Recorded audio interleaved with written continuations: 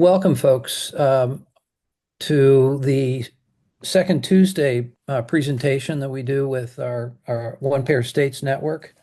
Um, this is a slightly longer meeting than our third Fridays. This one allows us to get a little more in depth, do a little bit more sharing, brainstorming, and we are honored and blessed to have just an extraordinary speaker this evening, a longtime friend, a former board member of One Pair States, now on our advisory committee, Reverend Rodney Sadler, a dear friend.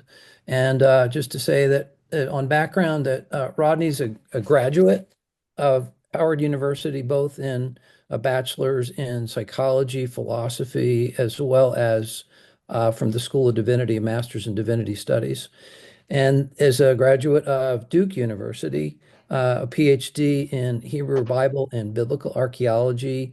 And as well, Rodney studied at Hebrew University. He's an ordained Baptist minister and presently serves as associate pastor of Mount Carmel Baptist Church and is an associate professor of the Bible at Union Presbyterian Seminary.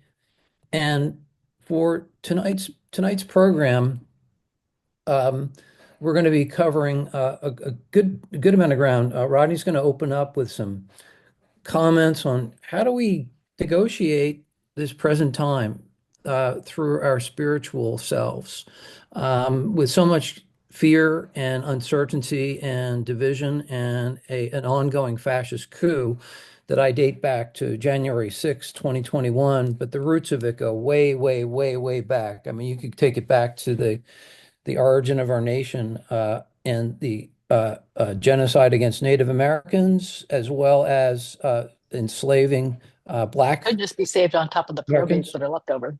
Oops, somebody needs to mute. And going forward with the growth and the expansion of the Confederacy, its defeat, and then it circled back with Jim Crow and the fight for civil rights, and the struggle continues. And we're in a lot of in a very dangerous place right now. But on the other side of Rodney's presentation and the conversation you're going to have with him, we're going to do some future visioning work, a way of building strategy and staying centered in this time of crisis and anxiety, to be thinking about where we need to get, or how we need to get to the other side of where we are right now, a society that's much happier, centered on our shared values of justice, love, compassion, bottom-up democracy, and so forth. So this is an opportunity tonight to do some free-ranging work and to explore sides of ourselves that are not usually typically engaged in these kinds of formats. So I'm very excited about the evening. My name is Chuck Pinocchio. I'm president of One Pair States and also co-founder of a think tank where Rodney's been with us a few times, where we do this Justice for All strategic work. We share ideas, and this is really part of the genesis of what's happening tonight. So with that, let me turn it to Mike real quick. And Mike, do you want to do any just comments on best practices, norms of behavior here with Zoom?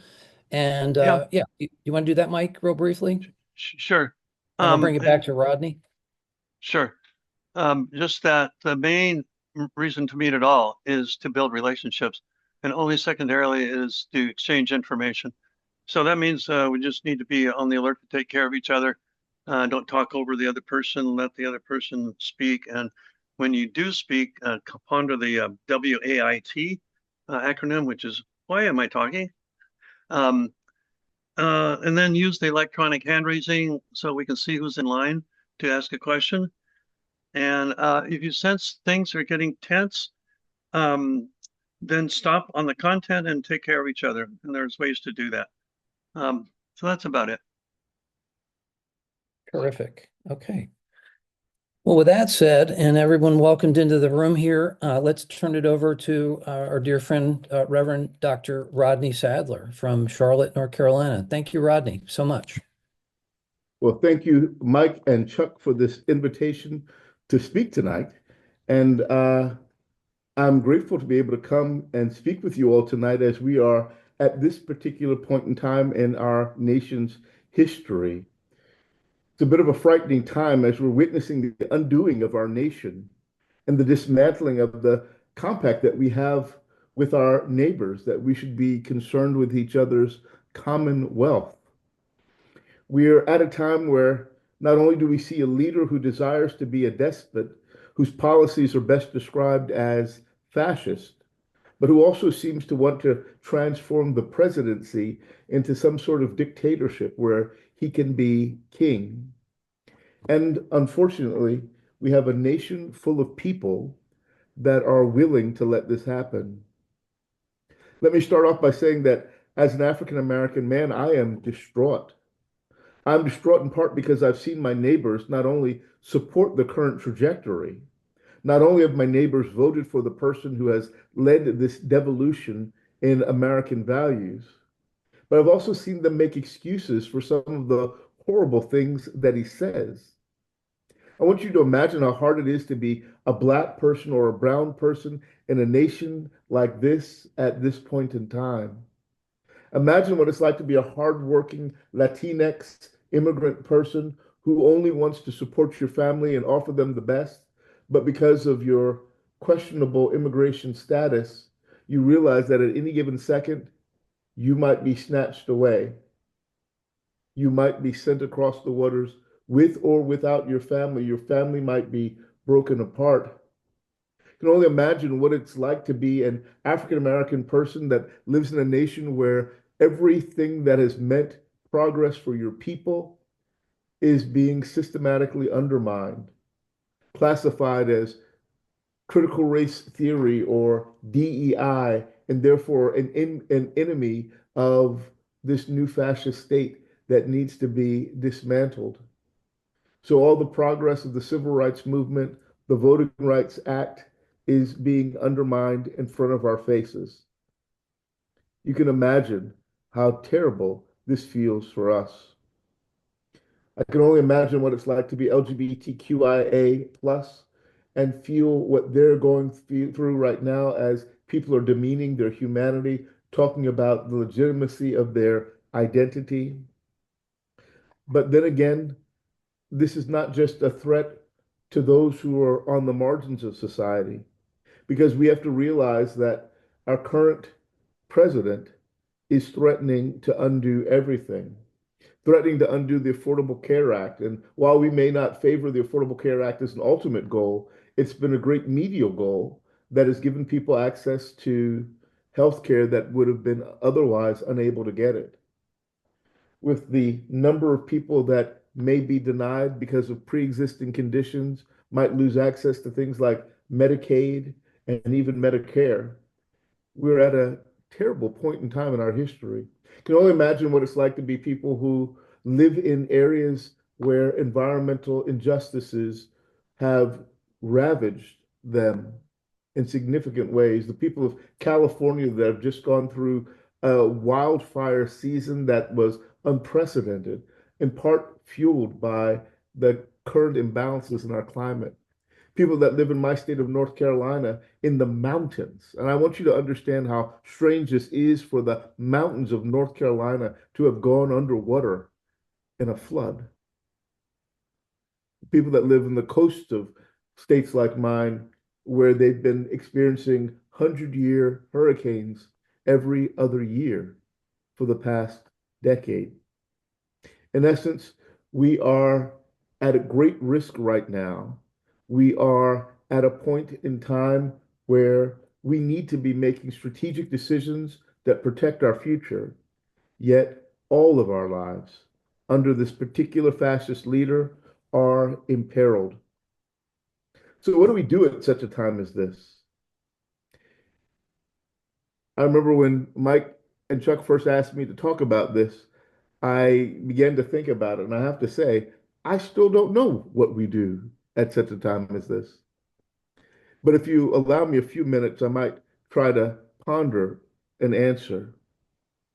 I might try to think a little bit about the prophets in the Hebrew Bible and talk a little bit about some of the lessons that I learned from prophetic activity that might be useful for us as progressive thinkers.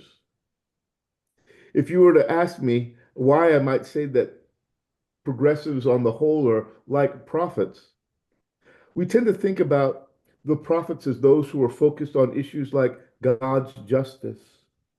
We tend to think about prophets as those who believe that there is a better world and constantly hold that image of a better world before the people. We tend to think about the prophets as those who are willing to work in opposition to the stagnant powers that be, that stand against the powers of kingship, against the powers of empire, against the powers of despotism and fascism, and bring about a different message of equality, justice, and harmony. In these ways, it feels as though progressives are very much like the prophets of old. Perhaps the first lesson I've learned is that prophets are always called to bear witness, not only in the easiest of times, but also in the hardest of times. Prophets don't get frustrated by their lack of ability to transform the situations that they face. No, most prophets realize that even more important than fostering the change that they sought when change seemed impossible was bearing faithful witness to a better way of being. You see, prophets in the hardest times were bearers of a vision of the ought. Prophets reminded the people of what ought to be in spite of what is. You see, what is tends to be what the world has envisioned, and it seems to be in favor of those powers that be, the powers of kingship, the powers of empire. These powers want to maintain their power to control the way that change takes place in society. They want to limit the ability of the people to transform the systems that serve in their favor.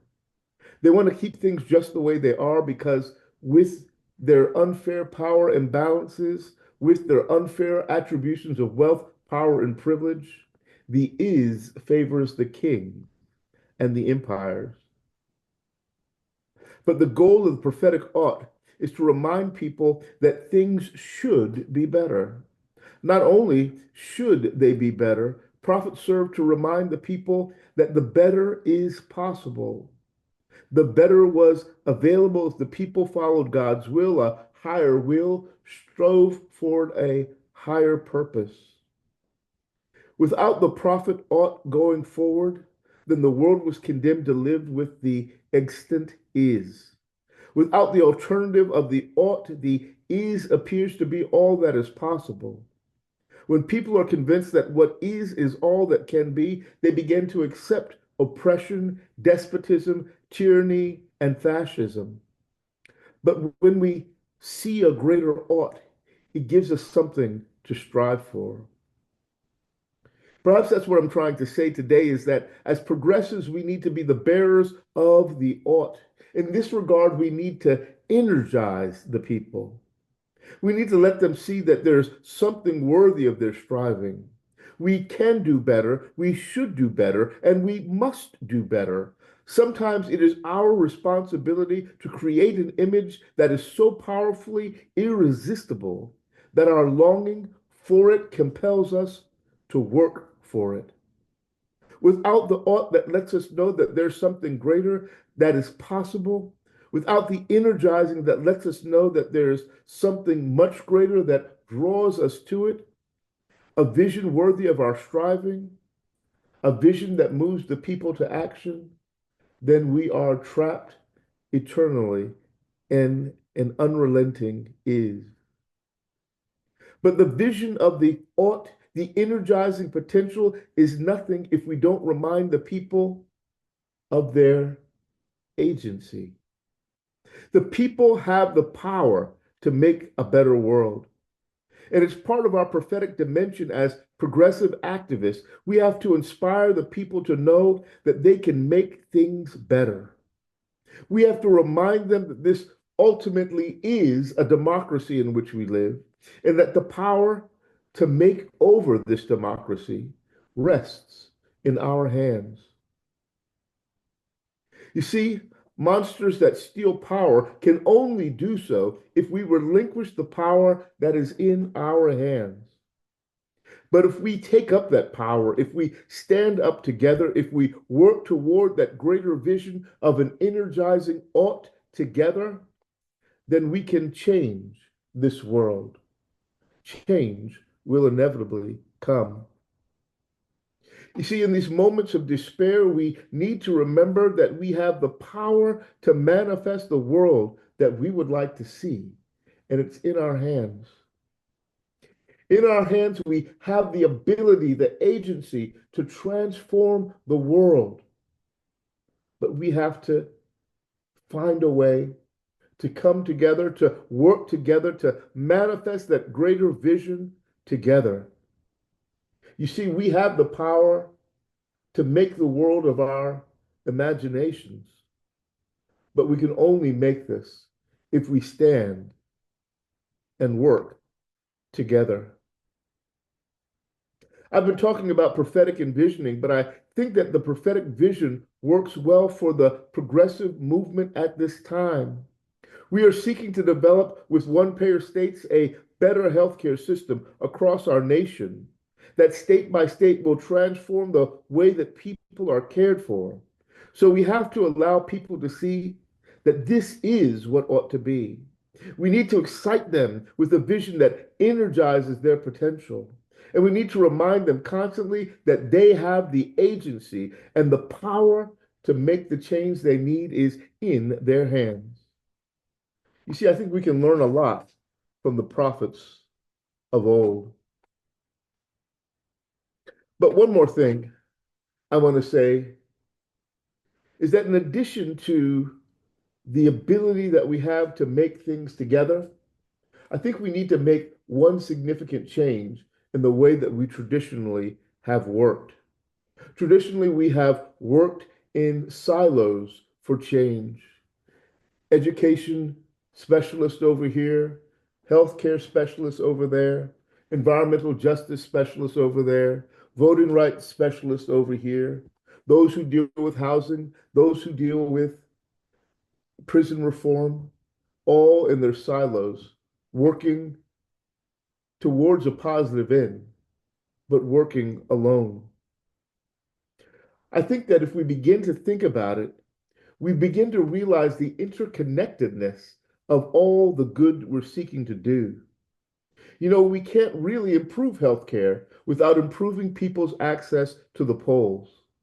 We can't achieve greater access to healthcare if people are not educated, so we need to improve our educational systems in our nation.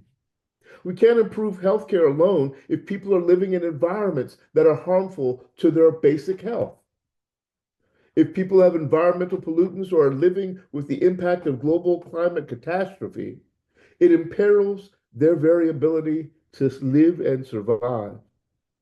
In essence, we need to develop a coalition of causes where we work together as a larger collective of a shared vision that brings people out of their silos into a common arena, that amplifies our overall impact, and that works to foster our energizing vision of the ought in this world. I know in times like these, with the current partisan political realities, this is a lot. And I know that we might think it seems impossible. But let me end where I began in part. I think I said before that our goal was not to be successful.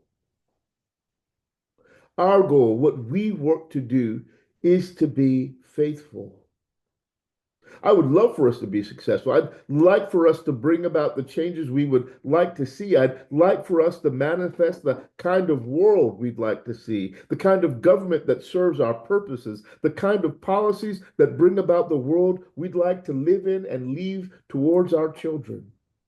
But that is perhaps what the prophet's ultimate goal might be. But their tangible goal is something different. Their tangible goal is to be faithful, to do our part in this moment with the expectation that change can come. Now, I know that not seeing the end manifest is disappointing, but we need to bear faithful witness in spite of that reality. Just like the people of the Hebrew Bible, the Old Testament, people like Abraham, who were given great promises that if they leave their land and leave their home, God would give them a land, God would give them peoples that lasted forever, that were a multitude, uncounted. They never experienced it, but they lived their lives faithful to a larger vision. This is a moment for us to live our lives to be faithful. We may not see the end of our vision, but it doesn't mean that we stop being faithful. We may not be able to shift the Trump regime, but it doesn't mean that we aren't to be faithful. We may not be able to convince the countless hundreds of thousands of maggots that the world needs to change, but we just need to do our part and be faithful. I know it sounds silly, but this is the strategy that was held by people like Martin and Coretta Scott King, uh, Ralph Abernathy, Rosa Parks, uh, Adam Clayton Powell, and so many that worked in the civil rights movement. They believed that they could bring about a better world if they bore faithful witness to something different. They believed that even though they did not have a friend in the White House, even though they did not have a Congress that would listen to them, a Supreme Court that would hear their plea, even though they did not have general assemblies in Alabama and Georgia that would consent to anything they said, even though they did not have a friendly world with which to work, they believed that change was possible. And they kept faithfully working. And then one day, change came about. They started with what seemed to be a hopeless task, but worked faithfully until change came. They failed. They failed a lot. They failed and they weren't able to succeed in many different instances, but that did not dissuade them. We cannot be dissuaded by our lack of immediate success. We've got to continue to struggle and strive and be faithful. In this moment, perhaps that's what we need to be most. Faithful witnesses. Even against the odds, we need to bear faithful witness to the need to work together, to strive for more improved healthcare and human rights, equality, environmental justice, climate justice, education, immigration reform, poverty abatement, labor rights, and housing parity. Despite who is in office, though our tactics may change, our work never does. We are called as progressives, like prophets of old, to bear faithful witness to a vision that is opposed to the powers that be and that would lead to a better world. Yes, we need to believe that if we bear faithful witness to a greater vision, that change is possible, that change that ought to be, that change that can be, that change that should be, will eventually be the change that comes to pass. So let me just close up my initial comments tonight by saying, may we work together and work faithfully until we see the world that we seek. Amen.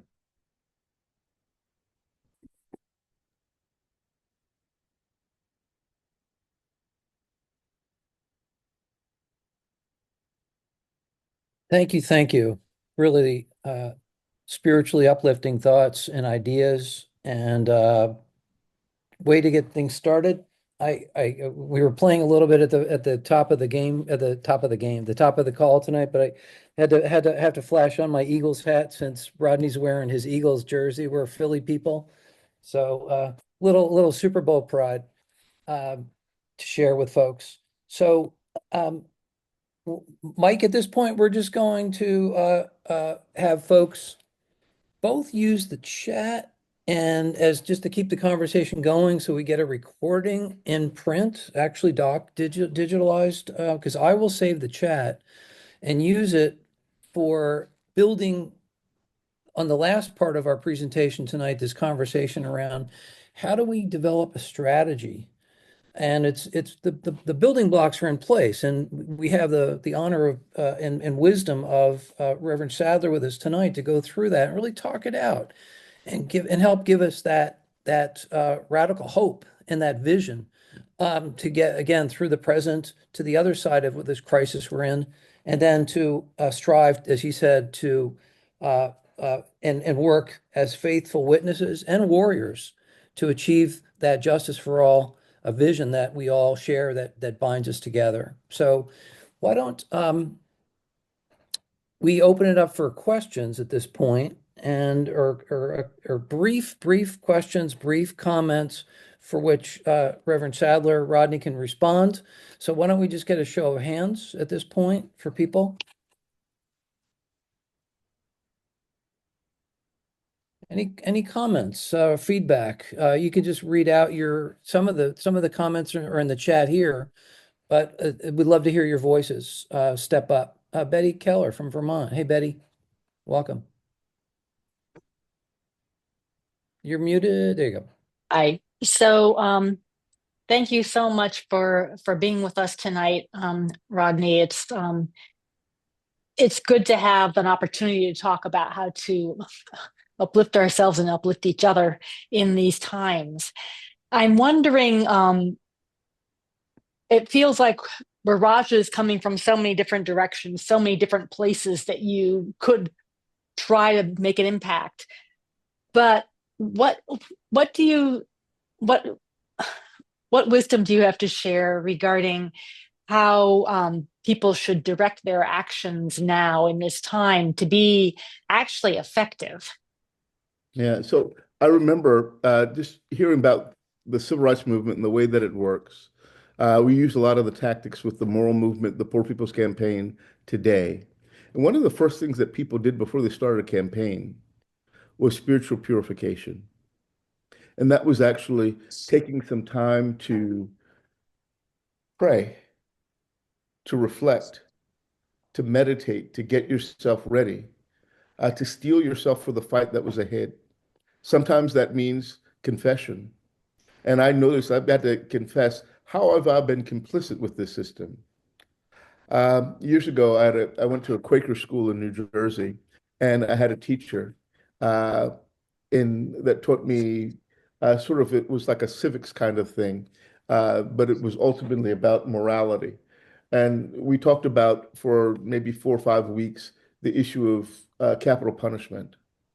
And he said to the class one day, after we talked about capital punishment for a long time, he said, how many of you here believe in capital punishment? No one raised their hands. How many of you here are opposed to capital punishment? Everyone raised their hand. Then he said, how many of you are, what are you all doing to oppose capital punishment? And sort of looked around each other. You know, we're 16 and 17-year-old kids. What do you mean? What are we doing to oppose capital punishment? And he said something that stuck with me to this day. You cannot say that you are opposed to something unless you are actively working to resist it. If you're not actively working to resist it, then you are complicit in the crimes that exist. That shook me up. How do we confess the fact that we have not done enough heretofore to forestall the fascism that seems to be growing? How do we acknowledge that we have not done enough heretofore to stand against the racism, xenophobia, uh, other hating kinds of language that's going on in society? How do we take responsibility for our part, whether it be actively complicity in what's going on or silent complacency in what's going on? So I think that there's a moment for, as part of our spiritual preparation for our own confession. I could have done more. I want to do more. Fear, I've feared far too much. Once we've gone through that whole process of purification, getting ourselves ready, and praying, getting guidance, working with people in community to think about what do we do next, then it's time, I think, to stand up and begin to act. And I think our acting should be informed by, again, our initial prayers and our guidance should be informed by our community coming together to discuss what can be done, should be done, needs to be done. And hopefully, in the end, we will be connected at a much deeper level than our affection for a cause, our affection for a concern. We'll be connected on a larger commitment to manifest justice in the midst of the world. Thank you, Betty. Thank you, Reverend Sadler. Betty, do you want to follow up, or are you good?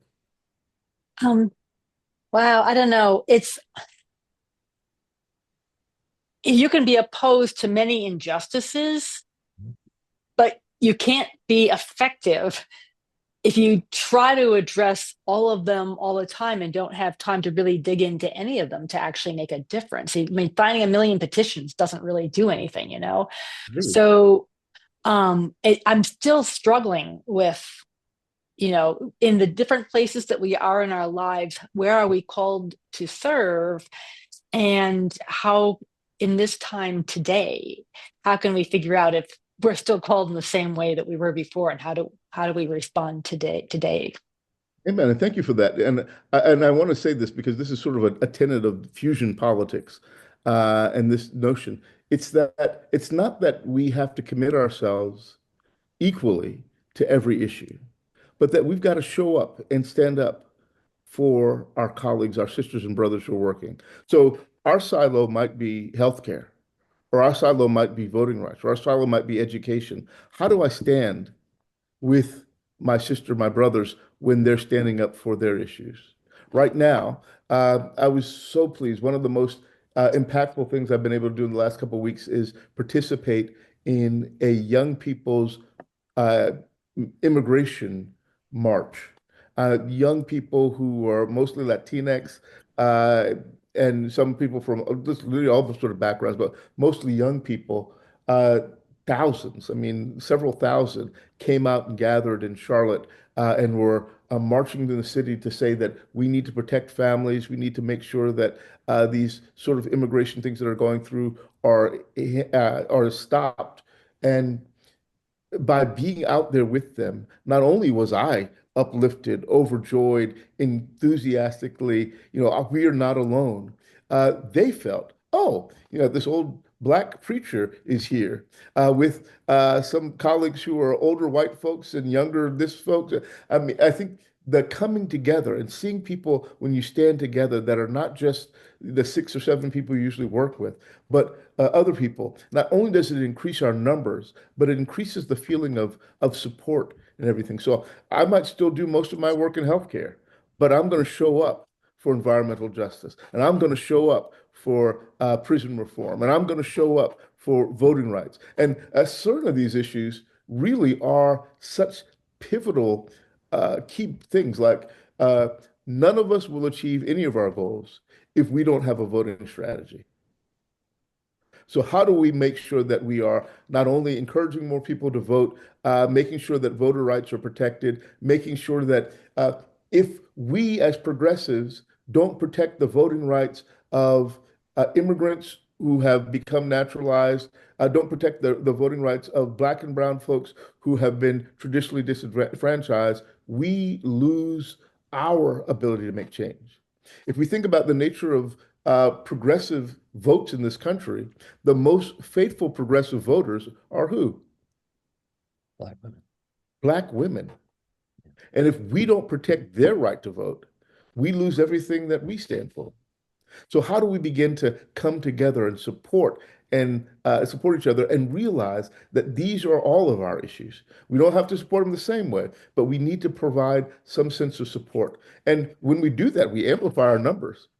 If I'm the city of Cleveland, Ohio, and I've got 100 people that work on healthcare, and we can have a great turnout with 100 people for our healthcare event. But if I add the 100 people that work in environmental justice and the 100 people that work in education and the 100 people, I got 1,000 people. Yeah. Yeah. So we amplify our numbers and amplify our impact as well. So Thank you. thank you. Perfect. Wonderful exchange. Thank you for that. There's some good comments in the chat. If folks want to step up and do so verbally, you're more than welcome to, or I can just do it. I can just read stuff out of the chat. Here's one from Mary McDevitt. I didn't know this. There's an economic blackout, I guess, essentially, well, it's planned for February 28th. No purchases except what's absolutely essential. And a second idea or second suggestion is to picket Tesla sites. So I mean, there are a lot of good, actions and steps that people can take and build, similar to what Rodney's saying here is coming together around specific actions. If you see a picket line, join it. If you see people who are struggling, let me have you respond to this. Oh, well, there are a couple hands up. I'm going to go to those, but I want to share with you a conversation I had today with a Salvadoran man who was shaken down by ICE, the immigrant police, and he had a number of stories. And we're going to set time aside next week and do a deep dive interview.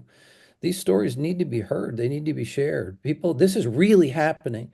And I live in the Columbia Heights area of DC, which is very strongly Latino. So in any case, I'd love to hear your responses on these others first. Elizabeth and then Mary. Elizabeth, are you ready? Whoops. Did we lose? Oh, yeah, there Yes, you are. I have a question because, can you hear me? Yes. Okay. No, my question is a simple one. I am limited as to what I can do because I live in a nursing home. So I do things, I make phone calls and I write letters and I sign petitions, but it's not very much. But I don't know what else to do. Amen. And that's not a bad thing. I think you're doing what you can do. And I think your statement that even in the midst of a nursing home, you're doing all that you can, that's pretty much all that we can do.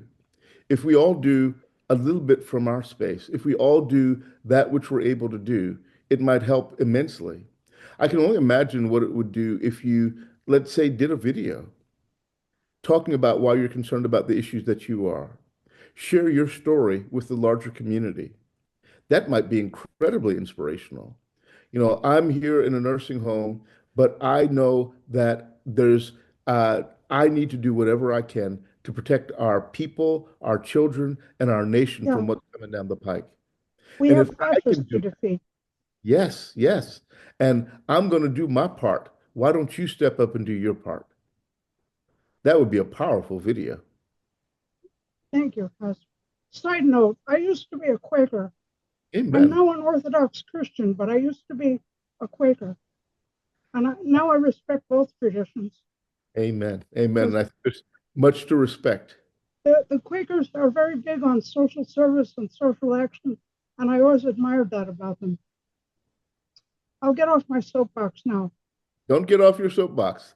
I don't mind anybody talking about Well, Quakers. I'll get off it here so other people can speak. Okay. Thank you. God bless. Thank you. Thank you, Elizabeth, for Thank you. standing up in your special way, really. Let's see, Mary and then Pat.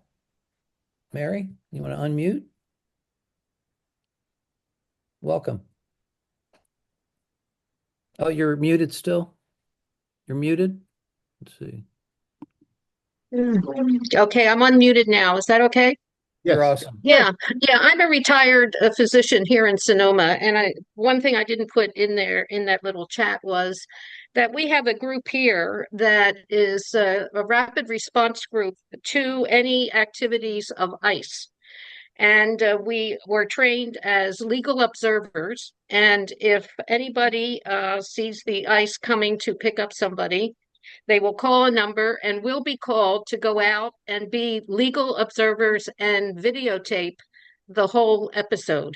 So that I know is happening here in Sonoma and Napa counties, and I don't know what other ones. So certainly that's something that could be an action that would be helpful to try and restrict the activities of ICE. As far as the economic boycott, I'm trying to find out more information about that, and I'll send it to you, Chuck, when I do. But it is already scheduled for the 28th, a 24-hour period where you buy nothing except maybe essential food, and that's it. No online buying of anything.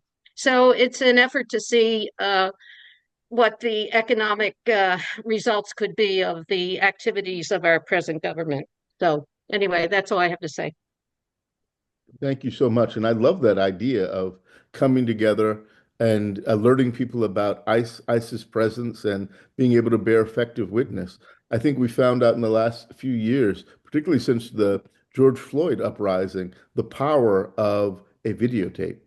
And if one person Yeah. can serve as the basis of the media, I mean, we don't need the official media to do it. If one person can serve as the basis of that and record the video of what's going on, it can change the nation. I think we often need to think about Dr. King's movement as utilizing the media to their advantage. You know, let's show you what racism looks like by letting you see what it looks like when kids are attacked by dogs and fire hoses are turned against people. Uh, let's show you what ICE looks like when they take away fathers from their screaming children. Let's show you what ICE looks like when they take away mothers and children who are just coming back from church services on a Sunday. Let's show you why this is inhumane and why this is completely antithetical to everything that God says in Leviticus 19:33 and 34. Love the alien as you love yourself.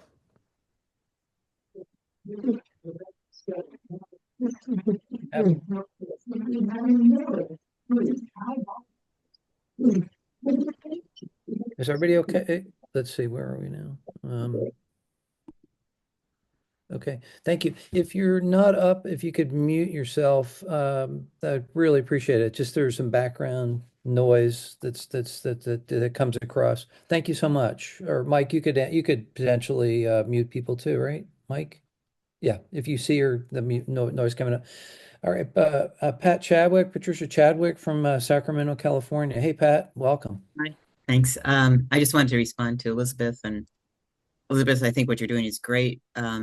I have done stuff in the disability rights area, and I did at one point see a handbook about what you could do if you can't go out to a protest and stuff like that. But I think what you're doing is really good. There's just stuff about being on social media, doing, signing petitions like you're doing and things like that, because people with disabilities have been at the forefront of a lot of protests. They helped save Medicaid when Trump in his first time tried to get rid of that. So it's a really important group of people who have made a lot of strides in social justice. And if you want to put your or if you can put your email in the chat, or I can find it, I will try and find that manual and send it to you. Thank you. Terrific. Yeah. Roddy, you want to respond to that, or just go to the next question? Certainly. Okay. But thank you. Yeah, thank you for that. And it's nice to know that there are different ways of responding that are prevalent out there. And the more that we can share what's going on in our area. I loved a few years ago, I got to work with a group called the Migrant Assistance Project, which was basically started off in, I think, one of the cities where buses brought migrants and they came through Charlotte. So a group of people decided to develop a group that met the migrants, that gave them food, that gave them legal advice as they passed through Charlotte. And we began to see that these things were popping up in different cities along that same bus route. And by sharing that idea with other people in other communities, the idea was able to be replicated. And I think that that's exactly what we need right now. How do we replicate good ideas of resistance. And I have to admit that I'm not really big on resistance right now. I don't want to resist. I want to overcome. How do we represent, how do we share ideas of overcoming in this moment so that we can beat back what's going on in this nation today? Terrific, terrific.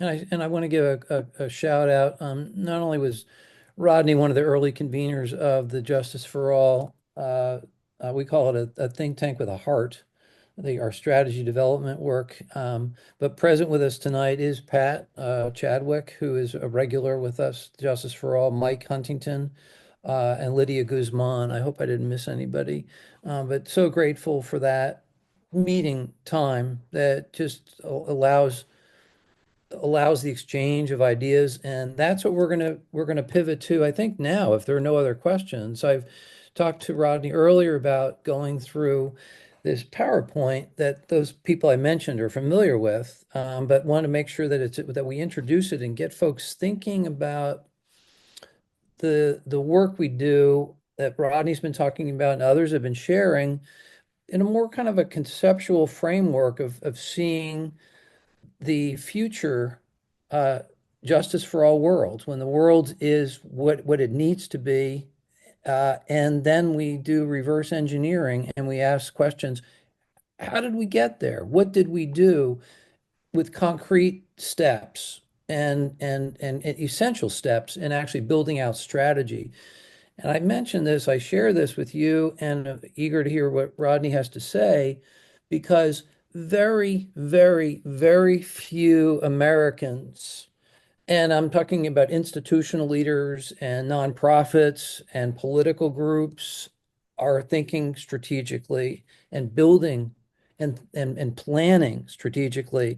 And strategy is not simple. This is actually not easy work, but once you get the hang of it, it becomes almost second nature. And I wake up every morning and I keep asking myself, is what I'm doing right now strategic? In other words, am I spinning my wheels? Is it sort of a disconnected tactic, or is it connected to a larger strategic goal and the steps that we need to take? Or in the case of seeing the future, the steps that we took to get us where we needed to be. So if you can hold that radical future vision in your mind, and that's what I do, I keep it as much as I can in my mind's eye. It gives me power and it gives me focus and it gives me perspective on how I deal with the current moment. And then also just to say that because I work on Capitol Hill and the Republicans are the majority party, I have to muster the strength, the fortitude, the energy, and the words to break through, to connect, to listen very intentionally, because we're going nowhere on healthcare reform unless we actually break through with Republicans. And outside of one-payer states, I haven't heard about anybody who's doing this work, who's doing that kind of work. And so I'd love to get your perspective on that as well, Rodney. It's like, this is work that we modeled in Pennsylvania several years ago. And one of the, and I'll, and this will relate to one of the strategy talking points is, how do we talk to our audience? How do we frame what it is that we're working on? Just to say that the word single payer is actually the single worst way that you can talk about universal health care, because it's a trigger. It's become smeared, frankly. And other words are not as effective as well that are closely related. But once you get around and start talking about reframing the legislation and calling it what we did in Pennsylvania, the Family and Business Health Security Act. Wow, the Republicans' doors swing wide open. Now they want to talk about it. But if you come in and say, we want single payer, you're not going to get anywhere. That's my experience in Harrisburg and here in DC. So that's part of our strategies, thinking about how we do this work. So this is just to sort of give you a teaser, but let's go through this document together. And folks, if you can just drop your own thoughts into the chat as we're going through. This is right now, it's going to be just mostly just kind of a back and forth between Rodney and me. And then we want to collect your best thoughts in the chat. And then we have time for conversation on the back end. I have to get to my kids at 9:30 specifically. I have to get off immediately at that time. So in any case, we've got about 35 minutes to go through this. So let me pull this document up. Here we go. Is this the right one? Yeah.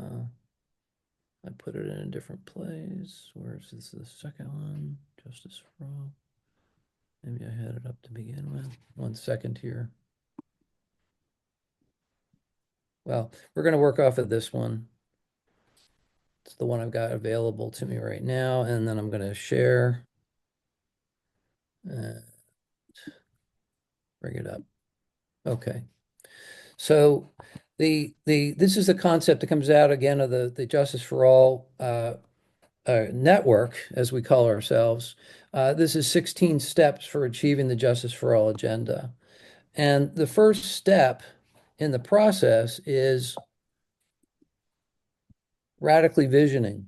And so the question is, and there are some responses already in here. So, but I want your fresh thoughts, Rodney, and everybody else's. So try not to read what's below in the smaller print. I wanted a fresher copy. But what we did is we radically envisioned success. And what did it look like?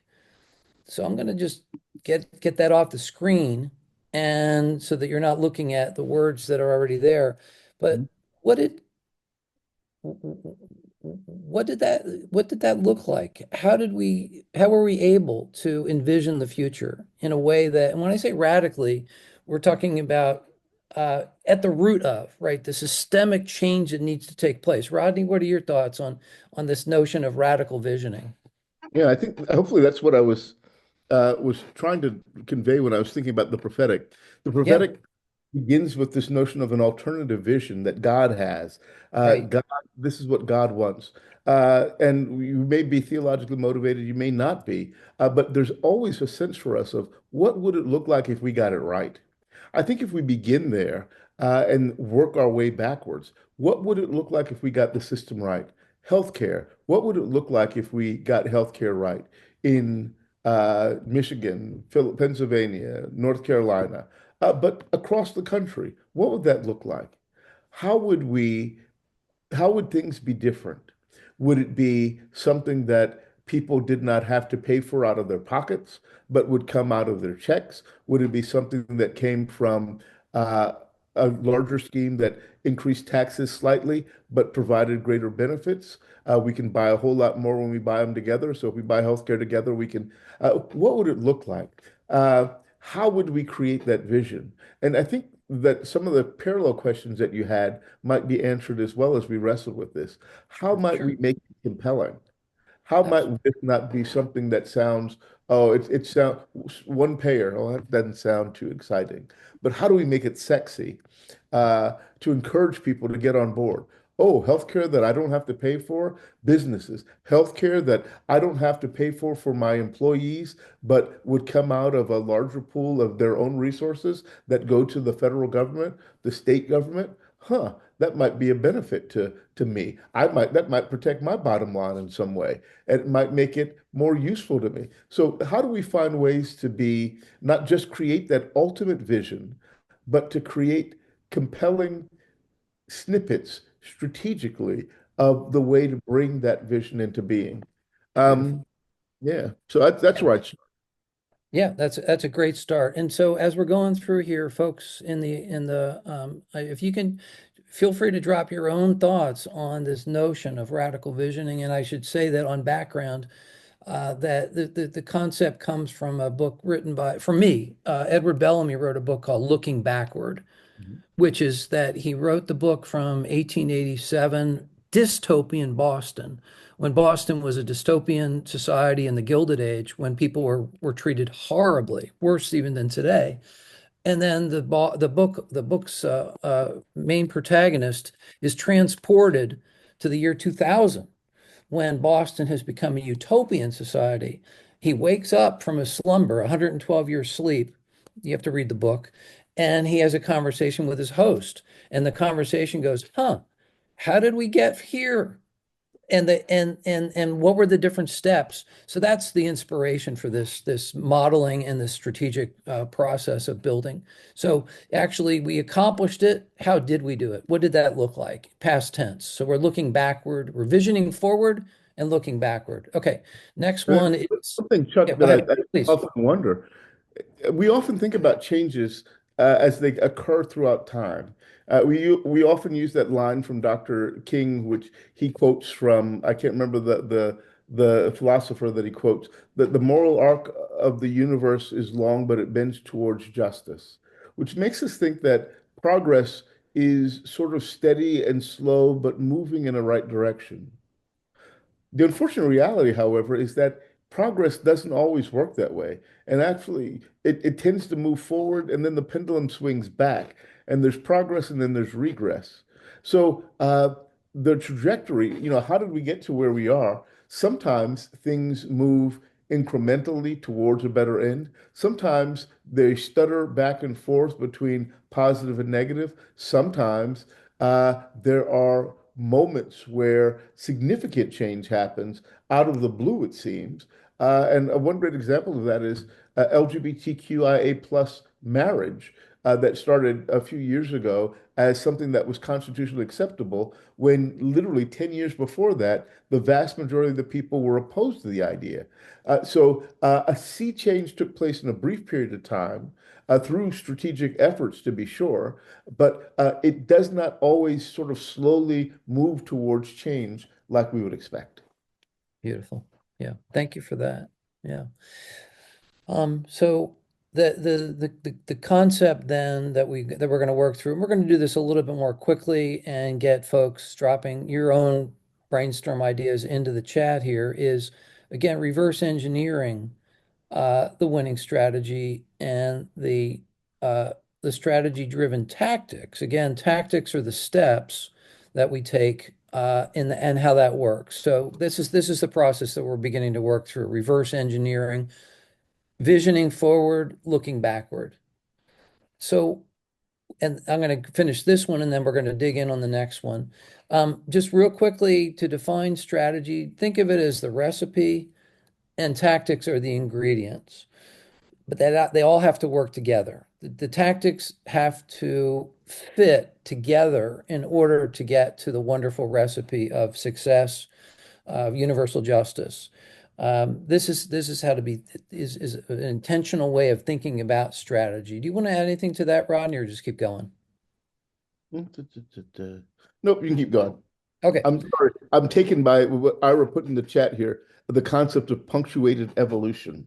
I want to figure out how to make use of that. Okay. Thank you, Ira.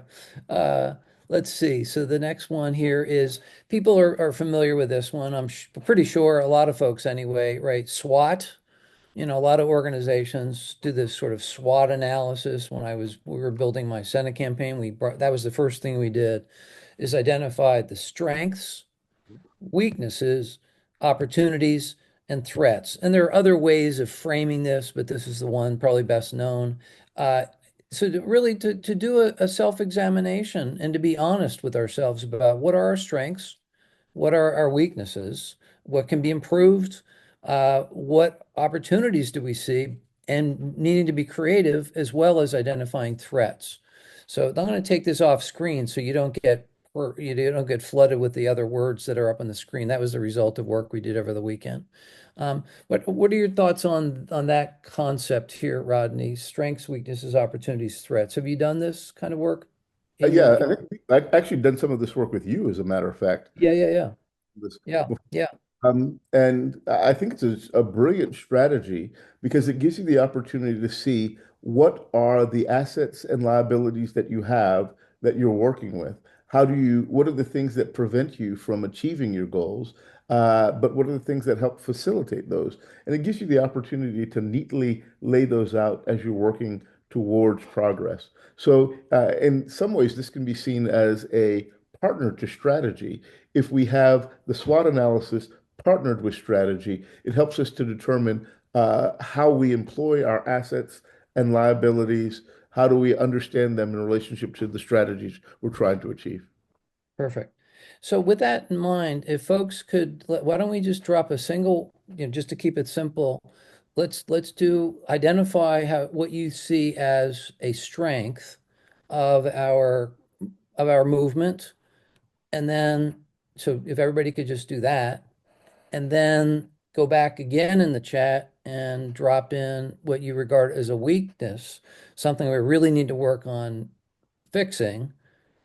And then let's give it a minute for each of those. One strength, one weakness, one opportunity, and one threat. And you could just indicate SWOT, like S colon, here's a strength. W would be weakness, colon, W, colon, and then what you regard as a weakness, opportunity, and threat. And a lot of your ideas are going to find their way into this document. So this is a very fruitful opportunity, I think, for people to offer up ideas. So if you would, just take a couple minutes and drop stuff into the chat, and we will keep going after that. So Rodney, this is where we're going to head next, joining ourselves right across our people, our politics, and our policies. That's what's up next. But let's give folks a chance to do a little bit of brainstorming so that we're engaging our audience.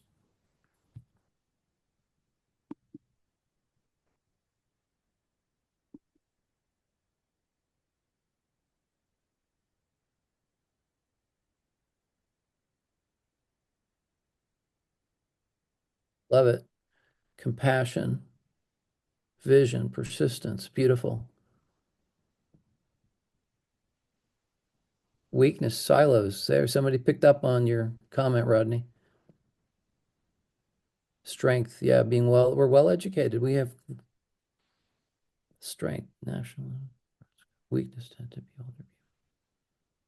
Yeah, we really do need to bring younger people in. Good point. Really important opportunity.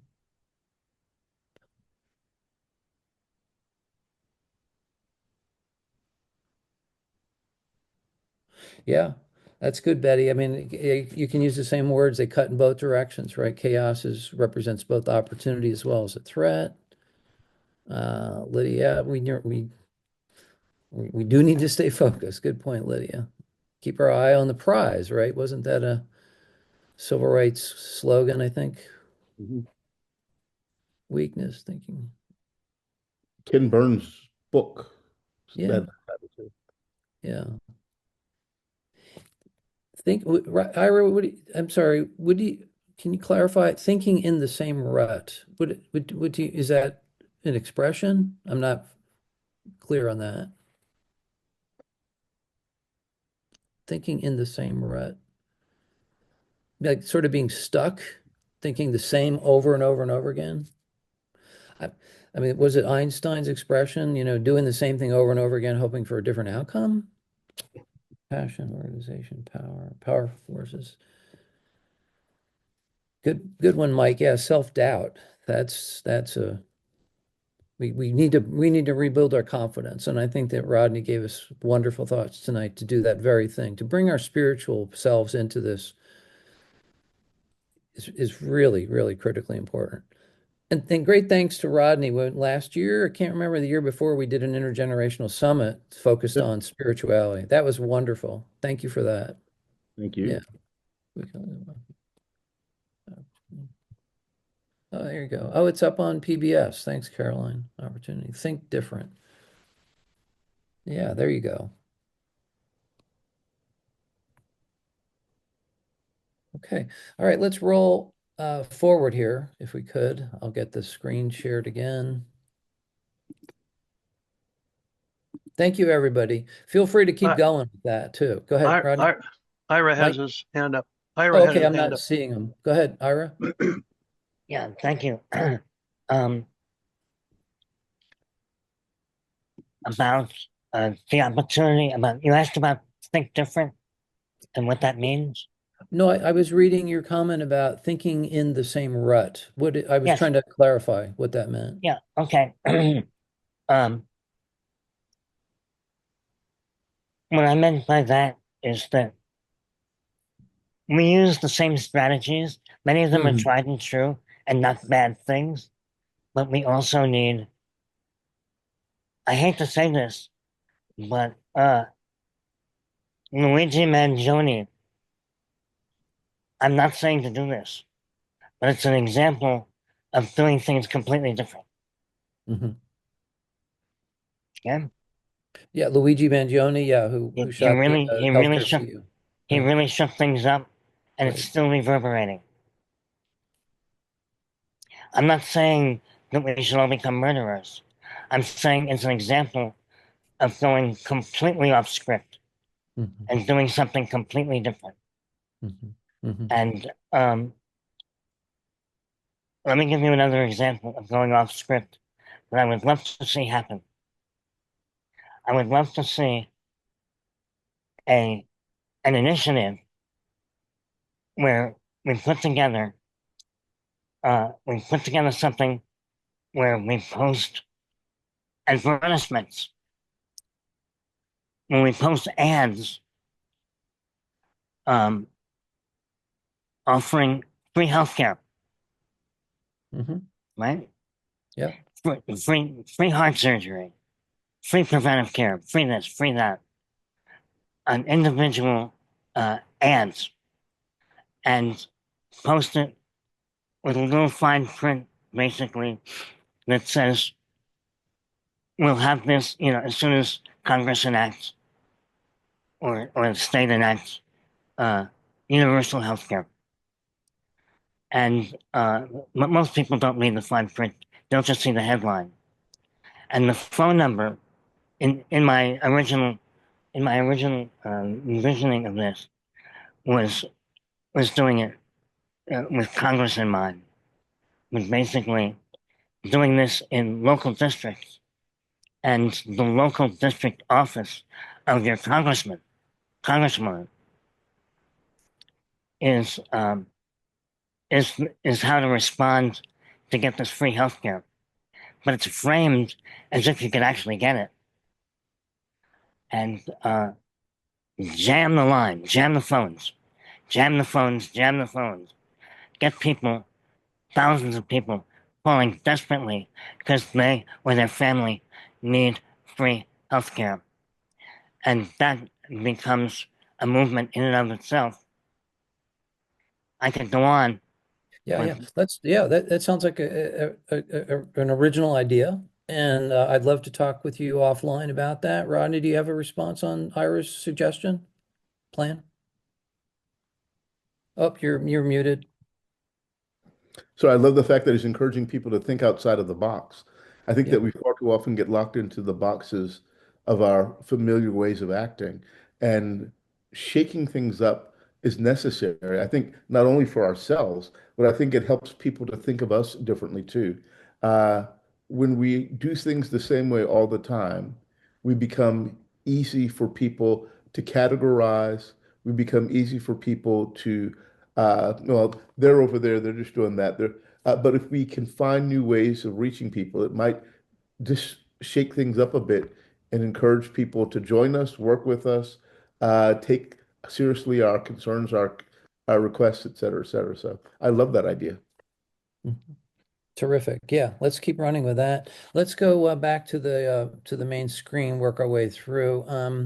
So the next one coming up is joining ourselves.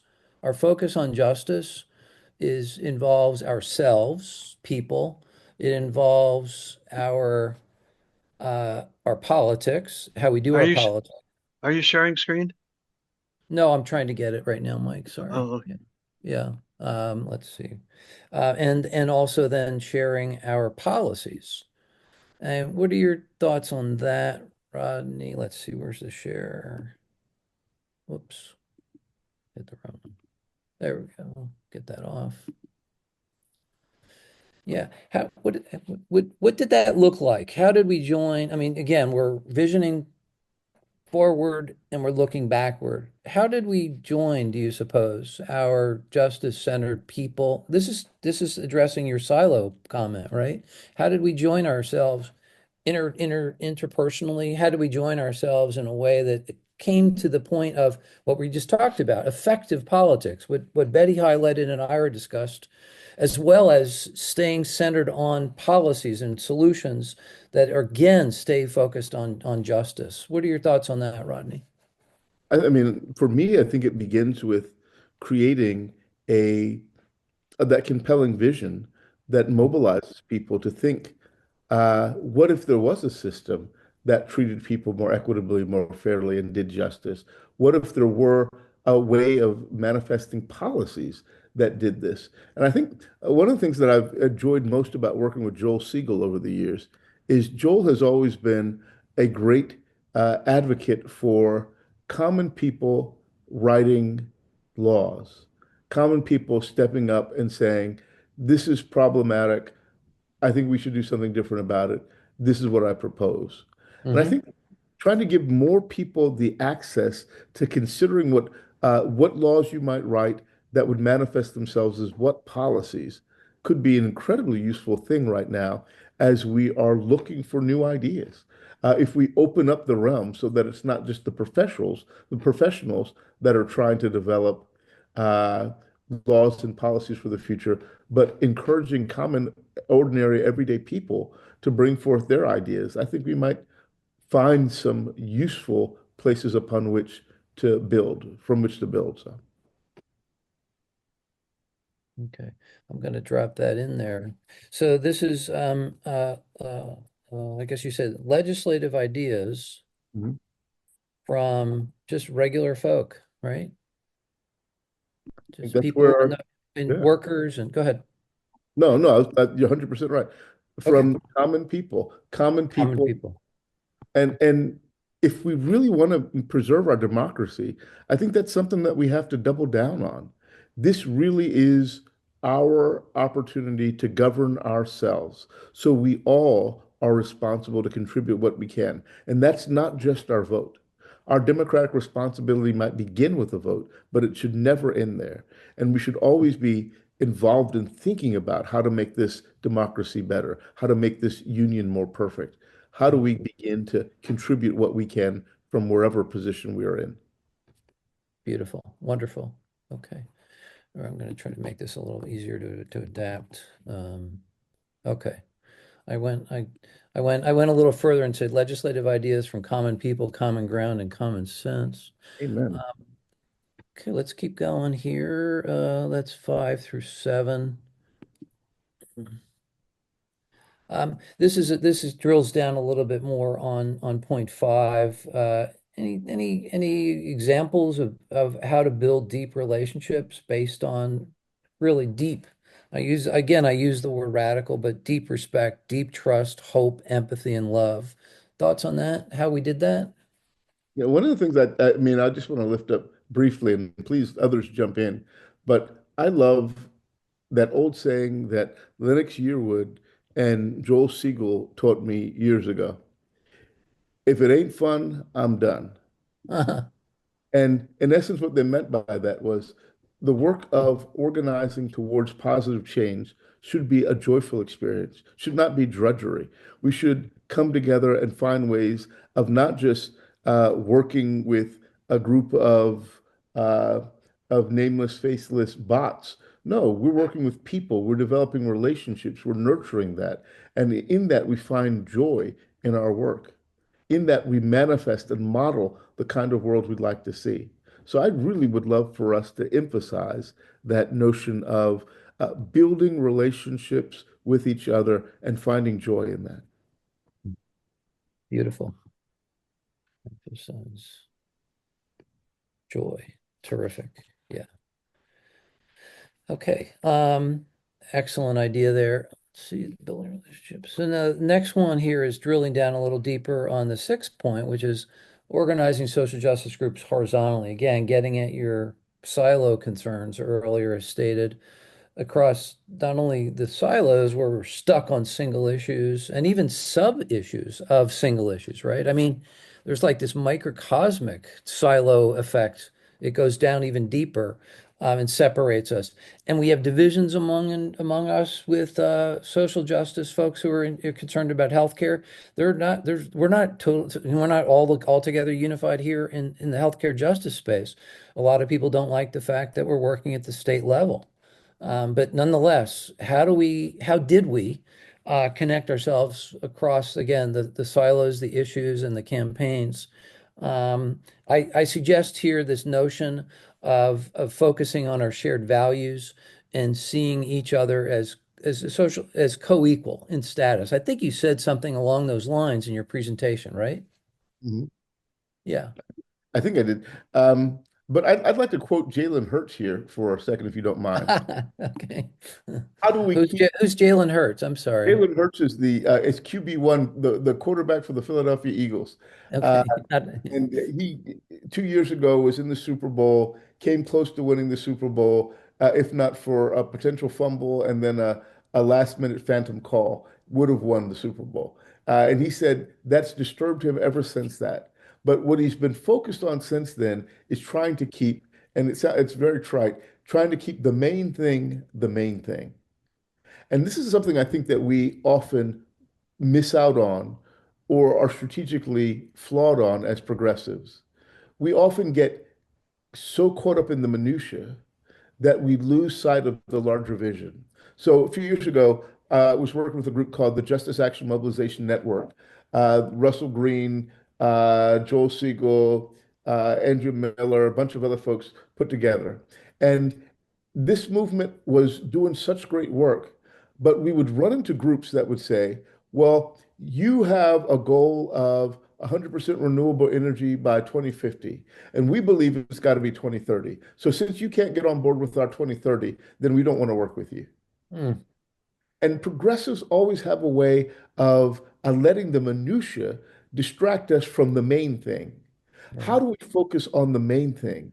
And I think that it's also strategic for the right. They use this against us. They find one issue, they'll pass a law or a bill that will animate us and get us all riled up, and we're working to fight against that one bill. But while we're fighting against that one bill, they're passing laws that work against the entire issue we're working on.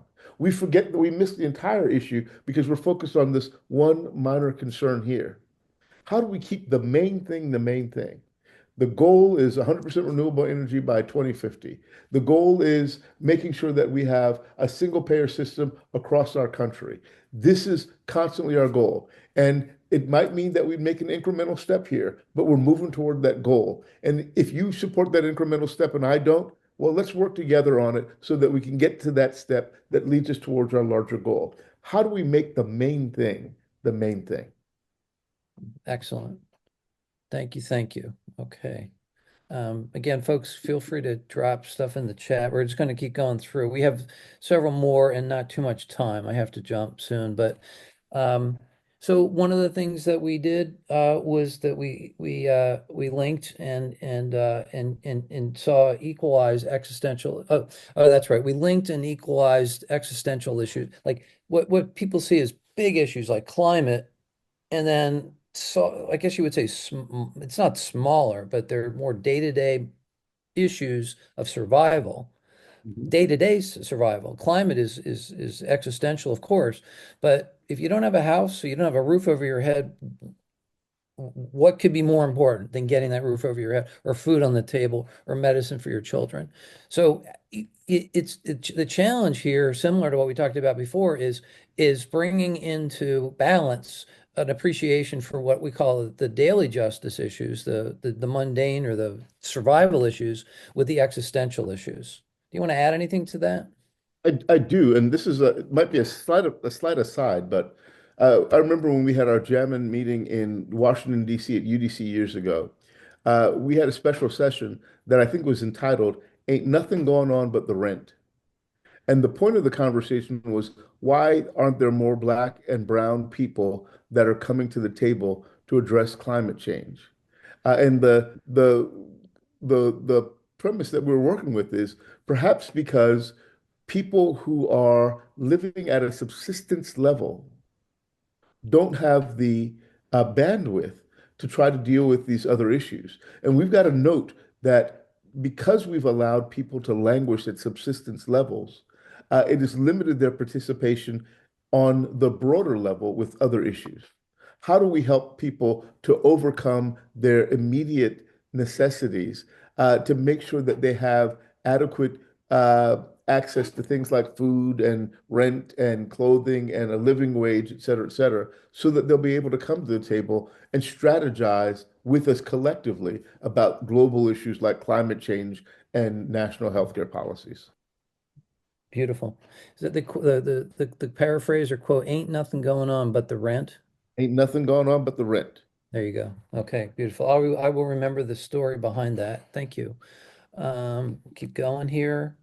Um, this is another important one, right? Which is developing new leadership. How did we develop new leadership and how did we rethink our decision-making models and practices to be, to be more effective? How did we do that? What did we do? Do you think, what did that look like?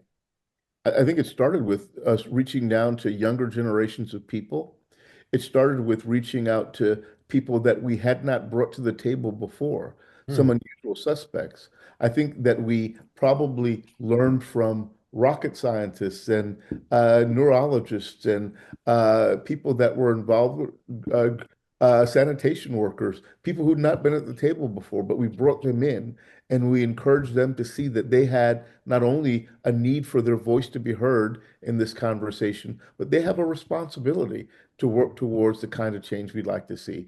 And it works to their benefit. We helped them to see the benefit of the work that we were doing. So we brought new leaders to the table. And eventually, we even began to turn over leadership responsibilities to our younger generation. We turned it over to our college students. We turned it over to those who did not go to college, but were 18, 19, 20-year-old workers in the larger workspace.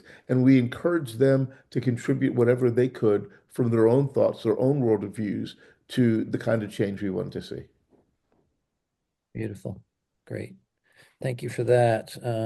Keep going. Just sort of trying to get some of your thoughts. A few things. I just put intentional outreach to these marginalized or often ignored communities. Let's see. So we can combine this one, external dialogue, as well as internal dialogue. I mean, the premise of the internal is that we often talk past each other, even within the same organization. We're not listening, we're not hearing each other. And then we don't tend with the external dialogue to adjust our message, our frame, our words to the audience that's appropriate. Thoughts on language, external, internal dialogue.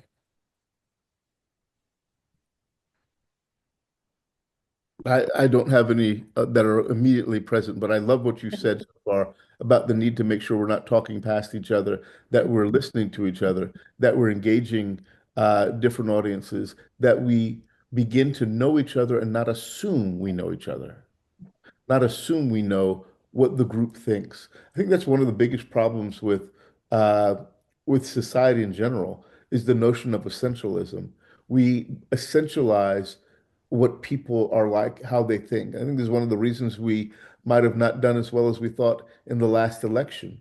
We thought we knew what women would think. We thought we knew what black men would think. We thought we knew what Latinx men would think instead of realizing that they are not an undifferentiated mass, but people think differently, and we've got to get to know why they think the way that they think. Beautiful. Yeah, absolutely. A lot of finger wagging and talking down to people and lecturing. That's just not good form. This is another one. This is the conversation we had before folks came on about the fear of the Democratic Party to even utter the word fascism, to actually be honest about what we're looking at, and to be on the same page and to identify it. Any thoughts on that? Any further thoughts on that one?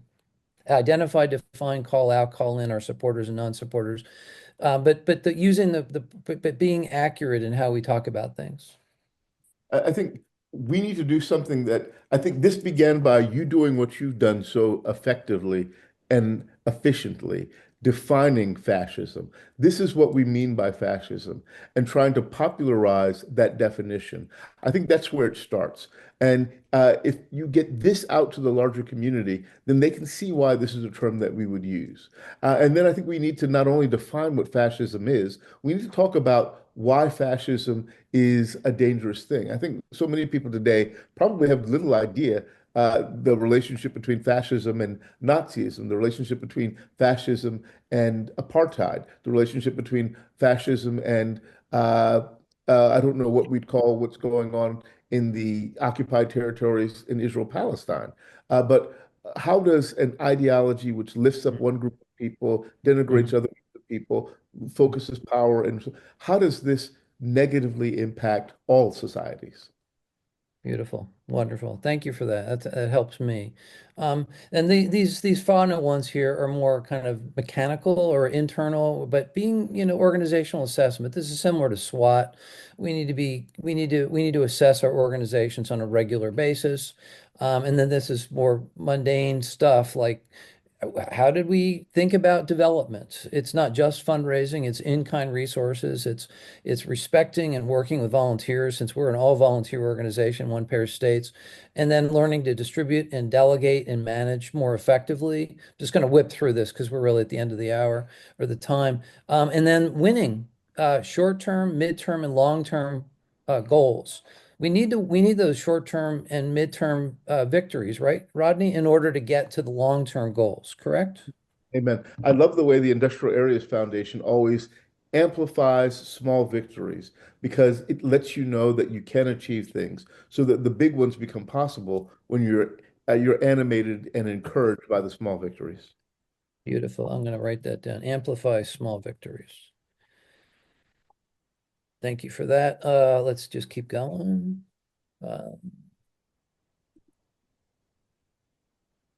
This is sort of self-explanatory. We measured, quantified, and qualified our goals by defining the what, when, who, how, and why. And it's important, I think, right, to be really careful about what we're doing and how we're going about understanding what it is we're doing, that what we're working toward, right? Yes. Okay. Let's see.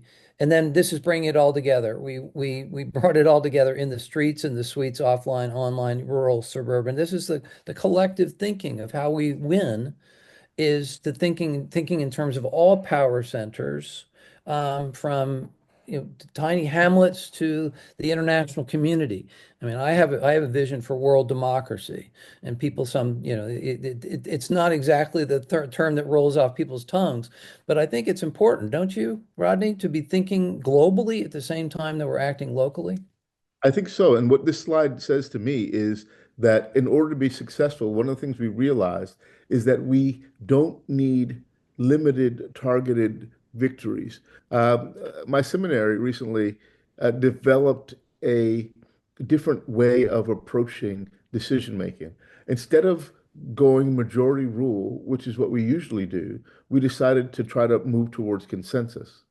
And what this did for us was it helped us not to have this issue where some won and some lost. Ideas were always in competition with each other, and it became a war within the faculty. But the larger sense of how do we work towards consensus? How do we work towards something that we all can agree with, that we all can get behind, that we can all work towards? It takes more work. It takes more effort, but it brings more people to the table. And in the end, no one feels as though they've been slighted necessarily. We're all working together. We can all agree towards it. And I think that the slide that you put up there, by talking to people in every sector, we get more people to the table, and we don't assume that some people will never come to the table. Oh, those people we'll never get the rural people. We'll never get the people from the suburbs. We can only get the people from the urban areas. No, we might be able to get some of everybody. I think if I were to critique democratic strategy, we so isolate who our people are. Our people are the people in Pennsylvania. Our people are the people in North. What about our people might be people in Iowa? Our people might be people in Nebraska. But we need to talk to them and need to share the ideas and not give up on them as though we can't reach them. How do we how are we more inclusive in bringing some of everyone to the table? Beautiful way to finish it up. Really, really deeply grateful for this evening we've spent together and to our folks with us. I look forward to reading through the chat. I'll save that. And Mike, maybe we can send it out to the invitation list so we can share it. And then this recording we'll be sharing. And you've turned my day so much brighter, Rodney. Really, thank you so much for the work that you do and the spiritual purpose. And go birds. Go Bird. Gonna try to get to the parade this Friday. You're a Anyway. brave man. You're a brave man. Thank you, Mike. Thank you for handling all the logistics and getting folks in the room, and thank everyone for your contributions. Everyone have a wonderful and terrific evening. Thank you. God bless. Radical love. Be well. Radical love. Love it.